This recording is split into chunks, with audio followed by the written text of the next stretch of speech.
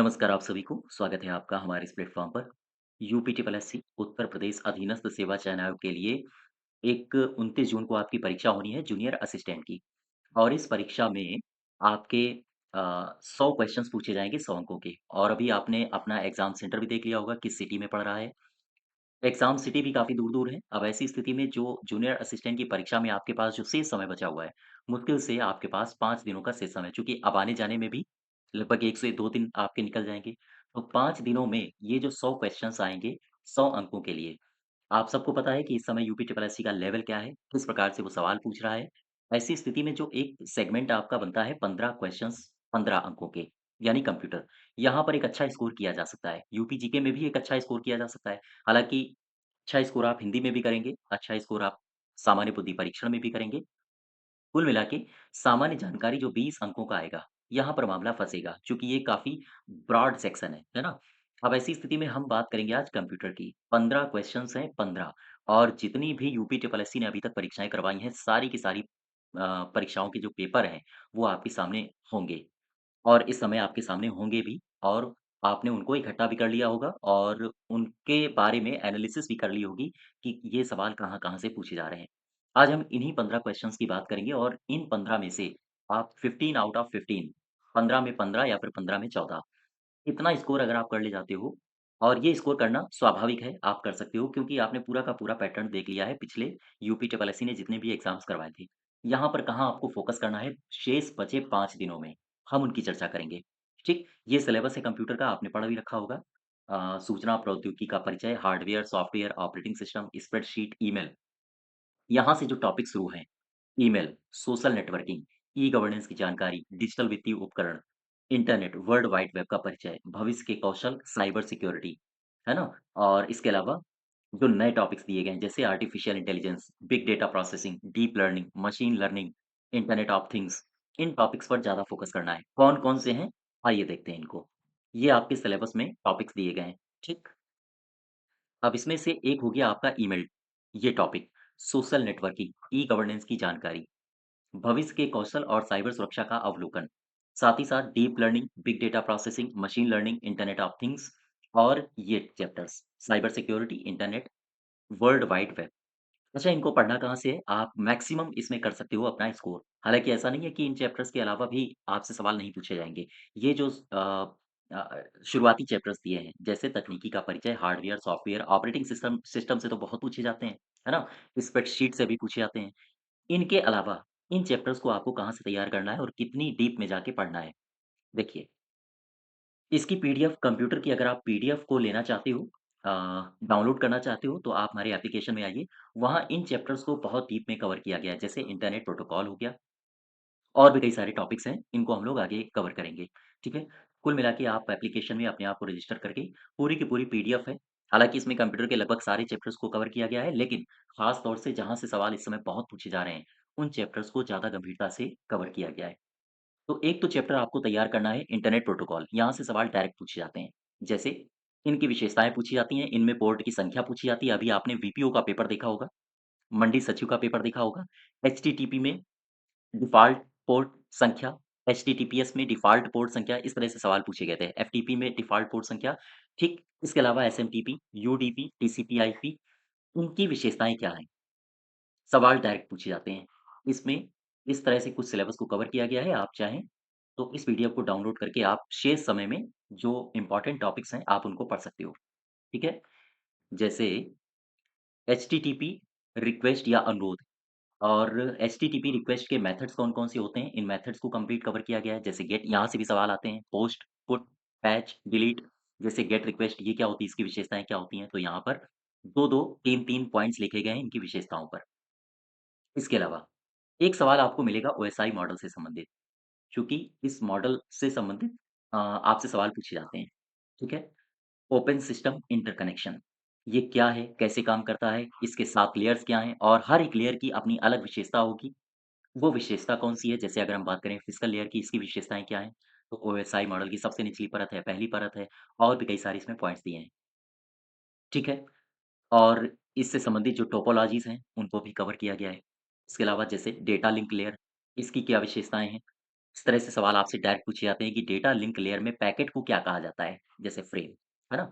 यहाँ से सवाल आपसे पूछे जा सकते हैं, तो याद रखिएगा इस तरह से आप इनको डाउनलोड करके एक बार पढ़ लीजिए, तो आपको बेहतर समझ विकसित हो जाएगी और वहाँ पर आप अगर यहाँ से सवाल आए, तो एग्ज़ाम हॉल में आप सवाल कर ले जाओगे। जैसे सोशल नेटवर्किंग साइट्स, ये भी एक इम्पोर्टेंट चैप्टर है, जिसमें फ़ेसबुक हो गया, लिंक्डइन हो गया, इनके बारे में ट्विटर हो गया और कब ये एक्स बना और भी कई सारी शब्दावलियाँ हैं, जैसे ट्विटर से संबंधित जैसे फॉलोइंग क्या होता है, यहाँ से भी सवाल पूछे जाते हैं। मोमेंट्स क्या होता है, टिप जार के बारे में आपने पढ़ा होगा। टिप जार 2021 में पेश किया गया था और इसे पसंदीदा क्रिएटर को एक जो यूज़र होता है, वो पैसे भेज सकता है। विकिपीडिया क्या है, इसकी क्या विशेषताएँ, इसका नारा क्या है, यूट्यूब क्या है ना? तो ये सारे के सारे चैप्टर्स आपके लिए महत्वपूर्ण हैं। इसके अलावा एक चैप्टर और है ई-गवर्नेंस। आपने जो नई परीक्षा एजेंसी के द्वारा करवाए जा रहे पेपर हैं, वहाँ पर देखा होगा ई-गवर्नेंस से सवाल भी काफ़ी पूछे जा रहे हैं। जैसे निकनेट से सवाल पूछ लेना, ठीक है? और साथ ही साथ ई-गवर्नेंस के उद्देश्य क्या हैं? इसके अलावा एक टॉपिक आपके लिए काफ़ी महत्वपूर्ण है, डिजिटल वित्तीय उपकरण। यहाँ से भी सवाल पूछे जाते हैं, जैसे वॉलेट क्या होता है, ई-कॉमर्स क्या होता है, डिजिटल वॉलेट के टाइप्स कौन-कौन से होते हैं, महत्वपूर्ण गवर्नमेंट ऐप्स हैं, जैसे भीम है, यूपीआई है, वगैरह-वगैरह। ठीक है? ई-कॉमर्स के प्रकार कौन-कौन से हैं? ई-कॉमर्स की शुरुआत कब हुई? अमेज़न ये ई-कॉमर्स अ, के लिए एक कंपनी है। इसके अलावा जो आपके लिए और भी कई सारे महत्वपूर्ण टॉपिक्स हैं, उन टॉपिक्स में एक सबसे इम्पोर्टेंट टॉपिक आता है आर्टिफ़िशियल इंटेलिजेंस और जब आप आर्टिफ़िशियल इंटेलिजेंस को पढ़ते हो, तो इसी से संबंधित है मशीन लर्निंग, इसी से संबंधित है डीप लर्निंग और भी कई सारे टॉपिक्स। तो artificial intelligence, machine learning, deep learning ये तीनों के तीनों टॉपिक्स एक ही जगह आपको आप पढ़ोगे इनको और इसके बारे में काफ़ी डीप में कवर किया गया है। जैसे आर्टिफ़िशियल इंटेलिजेंस क्या है, इसकी शुरुआत कब से हुई है और भी कई सारे प्रोजेक्ट्स जैसे एस्पिरिट कार्यक्रम चलाया गया, ये भी आर्टिफ़िशियल इंटेलिजेंस से संबंधित है। एलवी प्रोजेक्ट चलाया गया और आर्टिफ़िशियल इंटेलिजेंस से संबंधित है। इसके अलावा और भी कई सारे महत्वपूर्ण पॉइंट्स जो कि इसमें कवर किए गए हैं। ठीक? जैसे ये आप पढ़ेंगे आर्टिफ़िशियल इंटेलिजेंस में कब कौन-सी शुरुआत हुई है। हर एक ईयर का अलग-अलग डेटा दिया गया है। आर्टिफ़िशियल इंटेलिजेंस के टाइप्स कौन-कौन से होते हैं, जैसे अभी एक सवाल आया था शायद वीपीओ या फिर जो हाल ही की परीक्षाएँ हुई हैं, उनमें सवाल पूछा गया था reactive AI, limited memory AI या फिर self aware AI, theory of mind AI, weak AI क्या होता है, नैरो एआई क्या होता है, स्ट्रॉन्ग एआई क्या होता है, सुपर एआई क्या होता है? इस प्रकार से सवाल पूछे जाते हैं, ठीक है? तो ये सारे के सारे आप नोट्स एप्लीकेशन में जाके इनको अवेल कर सकते हो, डाउनलोड कर सकते हो। कृत्रिम बुद्धिमत्ता में एजेंट क्या होता है? एआई एजेंट की संरचना कैसी होती है? एआई एजेंट होता क्या है वास्तव में? एजेंट्स के कौन-कौन से प्रकार होते हैं? हालाँकि अभी तक यूपी ट्रिपल एससी ने एजेंट वगैरह से संबंधित सवाल नहीं पूछे हैं, लेकिन फिर भी जिस प्रकार से आयोग पूछ रहा है, तो वहाँ वो एजेंट से भी संबंधित सवाल आपसे पूछ सकता है। ठीक है? रैशनल एजेंट क्या होता है? तार्किक एजेंट क्या होता है? या फिर फ़ज़ी लॉजिक क्या होता है? प्रॉब्लम स्पेस क्या होता है? ठीक है? इसके अलावा आपने अगर यूपी ट्रिपल एससी के द्वारा कराई गई जो परीक्षाएँ हैं, उनमें सवालों में देखा होगा तो एल्गोरिथम से सवाल भी पूछे जा रहे हैं। जैसे ब्रूट फ़ोर्स एल्गोरिथम क्या होता है? ठीक है? रिकर्सिव एल्गोरिदम क्या होता है? इस प्रकार का एल्गोरिदम रिकर्सन पर आधारित होता है और ये क्या होता है? ये सारी की सारी बातें यहाँ पर दी गई हैं। ठीक? ग्रीडी एल्गोरिदम के बारे में आपने पढ़ा होगा, सवाल यहाँ से पूछा गया था। अब ये किस एग्ज़ाम में पूछा गया था, ये तो मैं नहीं बता सकता हूँ, लेकिन मुझे इतना याद नहीं है। लेकिन यूपी ट्रिपल एससी ने जितनी भी परीक्षाएँ करवाई हैं, उनमें एक परीक्षा में उसने डिजकस्ट्रा एल्गोरिदम के बारे में पूछा था, कि ये क्या है? इस एल्गोरिदम का उपयोग आमतौर पर दिए गए ग्राफ में सोर्स से अन्य शीर्ष तक सबसे छोटा रास्ता ज्ञात करने के लिए, यानी पाथ को ज्ञात करने के लिए इसका इस्तेमाल किया जाता है। ग्रीडी एल्गोरिदम क्या है? प्राइम एल्गोरिदम क्या है? और भी कई सारे एल्गोरिदम हैं, जो कवर किए गए हैं। लगभग-लगभग आपके जो एग्ज़ाम से संबंधित हैं, लगभग 30 एल्गोरिदम इस पूरे टॉपिक में कवर किए गए हैं, इससे बाहर नहीं आएगा, ठीक है?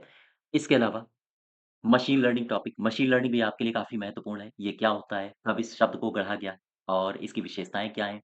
मशीन लर्निंग के प्रकार कौन-कौन से हैं? जैसे सुपरवाइज़्ड लर्निंग, अनसुपरवाइज़्ड लर्निंग, रीइन्फोर्समेंट लर्निंग और भी कई सारे महत्वपूर्ण टॉपिक्स। सुपरवाइज़्ड लर्निंग के मुख्य प्रकार कौन-कौन से हैं?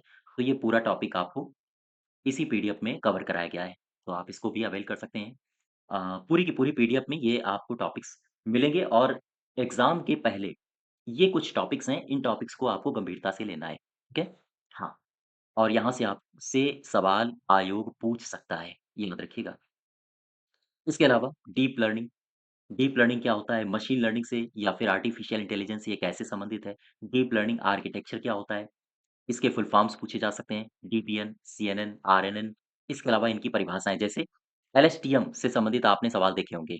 आयोग के द्वारा जो कराई गई परीक्षाएँ, लॉन्ग शॉर्ट टर्म मेमोरी, इसकी परिभाषाएँ यहाँ से भी सवाल आते हैं, ठीक है? और भी कई सारे टॉपिक्स हैं। तो हर एक की परिभाषा और उनके एग्ज़ाम्पल्स और उनकी विशेषताओं को कवर किया गया है। इसके अलावा एनएलपी और साथ ही साथ वर्ड एम्बेडिंग क्या होता है, बिग डेटा प्रोसेसिंग क्या होता है, बिग डेटा के 5 V's का थ्योरी क्या है, साथ ही साथ ब्लॉकचेन टेक्नोलॉजी, ये काफ़ी महत्वपूर्ण है। आपने बिटकॉइन का नाम सुना होगा, ठीक है? तो यहाँ से भी सवाल पूछे जाते हैं, ब्लॉकचेन टेक्नोलॉजी क्या है, ठीक है? तो क्या है, इसकी विशेषताएँ क्या हैं? इस प्रकार से आप पढ़ सकते हो पीडीएफ से। पूरा का पूरा काफ़ी डीप में इसको कवर किया गया है। साथ ही साथ एथेरियम क्या है? ब्लॉकचेन टेक्नोलॉजी में सार्वजनिक ब्लॉकचेन और निजी ब्लॉकचेन में आपसे कथन निष्कर्ष वाले सवाल पूछता है आजकल, कथन और कारण वाले सवाल। तो इस प्रकार से जब आप पढ़ेंगे उनकी विशेषताओं को एक तुलनात्मक अध्ययन के रूप में पढ़ेंगे। तो कथन निष्कर्ष वाले भी आप कर ले जाओगे, आपसे सीधा सवाल पूछा जा सकता है कि किस प्रकार से सार्वजनिक ब्लॉकचेन निजी ब्लॉकचेन से भिन्न है, कथन और कारण नीचे दिए गए होंगे। ठीक है? तो आप ऐसे भी इनको कवर कर सकते हो। इंटरनेट ऑफ थिंग्स, ये भी एक टॉपिक है आपके एग्ज़ाम में पूछा जाएगा और आम तौर पर पूछा भी जाता है। क्लाउड कंप्यूटिंग, ये भी एक टॉपिक पूछा जाता है आपसे। क्लाउड कंप्यूटिंग के प्रकार कौन-कौन से होते हैं? यहाँ से आपने देखा होगा आईएएस मतलब infrastructure as a service, EAS platform as a service, साथ ही साथ एसएएएस सॉफ्टवेयर एज़ अ सर्विस और एफएएएस यानी फंक्शन एज़ अ सर्विस, इनकी परिभाषाएँ पूछी जाती हैं और आपसे पूछी भी जा चुकी हैं। ठीक है? और ये सारी की सारी परिभाषाएँ यहाँ पर दी हैं, उनके एग्ज़ाम्पल्स भी दिए हैं, तो आप इनको पढ़ सकते हो। साइबर सुरक्षा, ये काफ़ी महत्वपूर्ण टॉपिक है क्योंकि यहाँ पर आप साइबर से संबंधित चाहे एंटीवायरस हो या फिर वायरस हो, इन टॉपिक्स को आप पढ़ोगे। साइबर सुरक्षा, साइबर का अर्थ क्या होता है? फिर साइबर सिक्योरिटी का अर्थ क्या होता है? साइबर अटैक क्या होता है? साइबर अटैक कितने प्रकार का होता है? मैलवेयर क्या होता है ना? ये टॉपिक मैंने आपको यूट्यूब में कवर भी करवाया है और इसकी पीडीएफ भी एप्लीकेशन में दे दी गई है, आप चाहें तो डाउनलोड कर सकते हैं। ठीक, इसके अलावा नए टॉपिक्स जो जोड़े गए हैं अ आपके यूपी ट्रिपल एससी के द्वारा जो लगातार पूछे भी जा रहे हैं, जैसे आपने पिछली परीक्षाओं में देखा होगा एंड गेट से सवाल पूछे जाते हैं, ऑर गेट से पूछे जा रहे हैं, नॉट गेट से पूछे जा रहे हैं। इसके अलावा ये तो बेसिक गेट हो गए।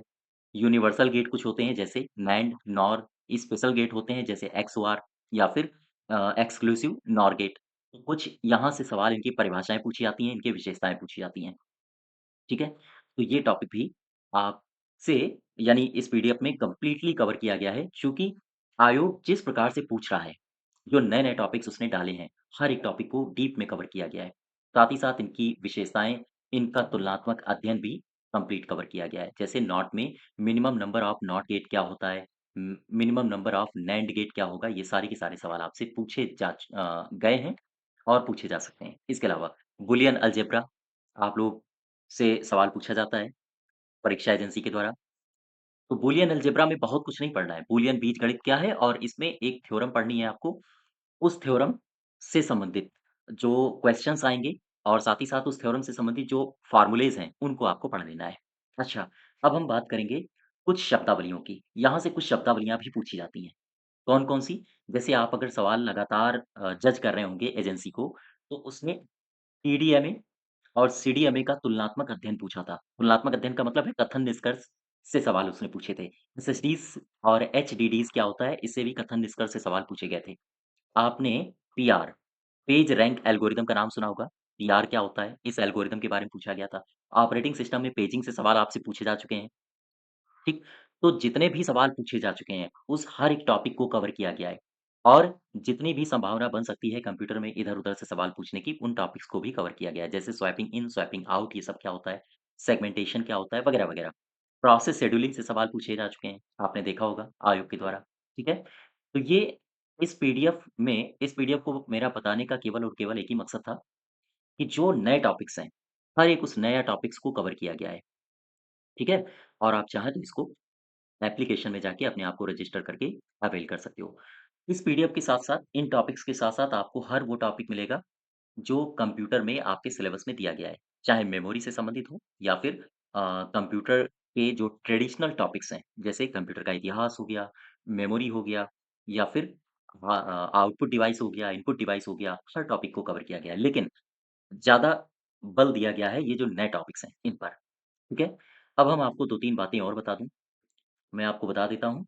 जूनियर असिस्टेंट की चूँकि आपकी परीक्षा लगी हुई है, तो जूनियर असिस्टेंट में जो भी आपको मॉक टेस्ट जॉइन करने हों। जूनियर असिस्टेंट के लिए 10 मॉक टेस्ट दिए गए हैं। हालाँकि इनका डिटेल्ड डिस्कशन वीडियो वाईटी में भी मिल जाएगा और इसकी एक प्लेलिस्ट बना दी गई है, तो अगर आपने उन 10 मॉक टेस्ट को नहीं देखा है, तो आप देख लीजिए। अगर आप इनको ऑफ़लाइन अटेम्प्ट करना चाहते हो और चाहते हो कि इसकी पीडीएफ को आप डाउनलोड करो, तो पीडीएफ को यहाँ से आप डाउनलोड कर सकते हो। जैसे ही आप एप्लीकेशन में जाओगे, ई-बुक और नोट्स में जाओगे, यहाँ से फिर ये जूनियर असिस्टेंट का एक फ़ोल्डर मिलेगा आपको। जैसे ही आप ई-बुक में जाओगे, जूनियर असिस्टेंट 5512 और यहाँ जैसे ही क्लिक करोगे एडी50 कूपन कोड का यूज़ करके आप इस पूरी की पूरी पीडीएफ को डाउनलोड कर सकते हैं। 10 मॉक टेस्ट हैं। हर एक मॉक टेस्ट का जो डिटेल्ड डिस्कशन पीडीएफ हो सकती है, उसको भी दिया गया है साथ में, अटैच कर दिया है और साथ ही साथ हर मॉक टेस्ट का जो आंसर की है, उसको भी अटैच कर दिया गया है। ठीक है? तो 10 मॉक टेस्ट की ये कंबाइंड पीडीएफ है। आप चाहें एडी50 कूपन कोड का इस्तेमाल करके इससे जुड़ सकते हो। अच्छा, ये तो बात हो गई पीडीएफ की। अगर आप चाहते हैं कि मॉक टेस्ट को ऑनलाइन आप अटेम्प्ट करें और आप अपना स्कोर जानें, तो यहाँ पर आ सकते हो। फ्री टेस्ट में आप जब आओगे, तो इसी प्रकार का फ़ोल्डर खुलेगा, जूनियर असिस्टेंट 5512 और वहाँ आप इन सभी मॉक टेस्ट को ऑनलाइन अटेम्प्ट कर सकते हो। ये सभी के लिए फ्री हैं, किसी को कोई भी पे करने की आवश्यकता नहीं है। हाँ, पीडीएफ के लिए आप केडी50 कूपन कोड का इस्तेमाल करिए, ठीक है? इसके अलावा ये है जूनियर असिस्टेंट के मॉक टेस्ट। आप जैसे ही आएँगे फ्री टेस्ट में, ठीक है? जूनियर असिस्टेंट 5512 में आएँगे और यहाँ पर सारे के सारे मॉक टेस्ट खुल जाएँगे। जूनियर असिस्टेंट परीक्षा 2 अ, mock test 1, mock test 2, mock test 3, 4 इस प्रकार से सीधे 10 मॉक टेस्ट दिए गए हैं। नीचे ग्राम पंचायत अधिकारी का भी दिया गया है, चूँकि ये परीक्षा हो चुकी है आपकी तो आपको इससे मतलब नहीं होना चाहिए, ठीक है? कुल मिला के जो शेष समय बचा है अब आपके पास 5 दिनों का या 6 दिनों का, जितना भी समय शेष बचा है, आने-जाने के समय को छोड़ के, चूँकि उसमें आप पढ़ तो नहीं पाओगे। तो अब आपको केवल और केवल मॉक टेस्ट और जहाँ अ, नंबर ज़्यादा अच्छे से गेन कर सकते हो, उन टॉपिक्स पर ज़्यादा फ़ोकस करना है।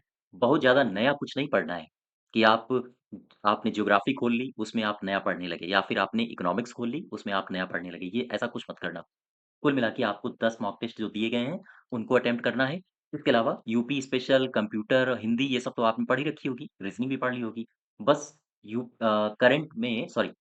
करंट को तैयार करना है और कंप्यूटर में उन टॉपिक्स पर फ़ोकस करना है, जहाँ से सवाल ज़्यादा पूछे जा रहे हैं। ठीक है? जैसे मैंने आपको पीछे बताया था।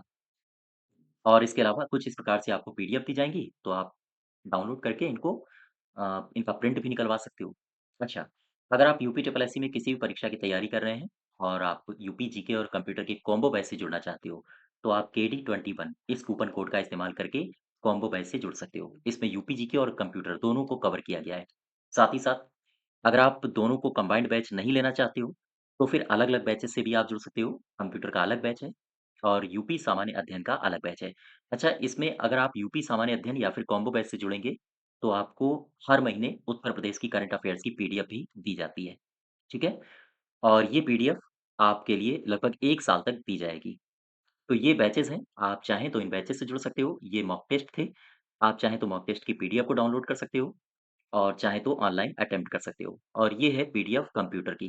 तो आप अगर चाहते हैं कंप्यूटर की पीडीएफ को डाउनलोड करना और इन टॉपिक्स पर फ़ोकस करना, क्योंकि आपके पास 5 दिनों का समय है। अगर आप अभी भी गंभीरता से पढ़ोगे, तो इस पीडीएफ को आप पढ़ जाओगे और ख़ास तौर से फ़ोकस वहाँ करना है जो नए टॉपिक्स हैं, ठीक है? नए टॉपिक्स पर फ़ोकस करना है। तो ये जानकारी थी। शेष जो भी समय बचा है आपके पास 5 से 6 दिनों का, उसका बेहतर से बेहतर यूटिलाइज़ करिए। और कुछ एक्स्ट्रा पढ़ने की आवश्यकता नहीं है कि अब आप इकोनॉमिक्स खोल के बैठ गए। उन टॉपिक्स को पढ़ रहे हो जो अभी तक कुछ नहीं पढ़ा है। ऐसे में भ्रमित हो जाओगे और कुछ भी समझ में नहीं आएगा। तो कुल मिला के जो पढ़ चुके हो बस उनका रिवीज़न करना है। हाँ, बस इतना कहूँगा कि करंट अफ़ेयर्स में योजनाएँ पढ़ लेना, क्योंकि योजनाएँ आपसे पूछी जा रही हैं, लगभग हर परीक्षा में पूछी जाती हैं।